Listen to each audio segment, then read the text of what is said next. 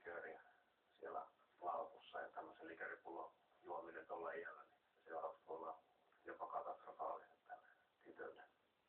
Väkevämpi pullo, niin kun se sieltä otettiin pois, niin sitten sitä piti yksilölle oikein kaivella nämä lonkerot pois mitään vaiheessa, niin voitu niin itse oikein vapaaehtoisesti antaa. Et ei ole tällaista nyt ihan viimeisen päivän asiallista tää käynyt.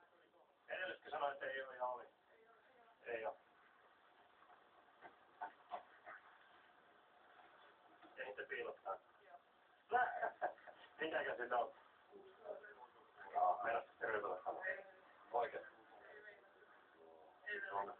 No niin, missä olitte eilen? Me etittiin teitä. Missä?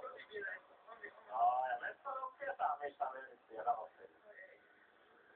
Omatte varmasti. Hyvä. Sulla raakaa siinä. Niin, raakaa limua. Sano huuko. Sano ulottaa huuko. Huuko. No niin, anna mennä. Jos olette alaikäisiä, niin alkoholijuomateen sille. Rupee kaataa vaan maihin. Eihän teillä nyt viinaa mukana sitten missään, eikö? Joo. Yhden jätin vielä. Ei ole alkoholia ollenkaan. Saanko kokeilla? Onko sulla? No niin, piti yrittää. Nyt äkkiä tyhjättää, niin se nyt ilman sakkoa.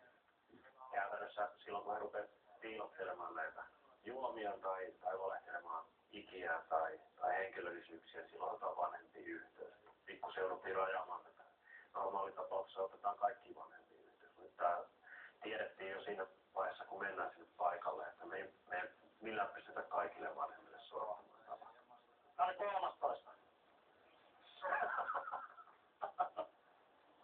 Tää on se huukomies. On huukomies. Huukuttaa vähän paikkaa, vielä auto tonne toiseen paikkaan ja sitten jalkaudutaan tonne ulos. Katsoo, mitä siellä tapahtuu. Tähän mennessä tää on ollut. Tällä littispäinen ruutupaikalle jätkä tuossa kun istuu ja näytti pois käsityinen oli. Tänne oli nimenomaan ainoa hankaluus. Sä olet saanut yhden poistumiskäskyn alueelta. Ymmärrätkö? Poliisi antaa sulle poistumiskäskyn.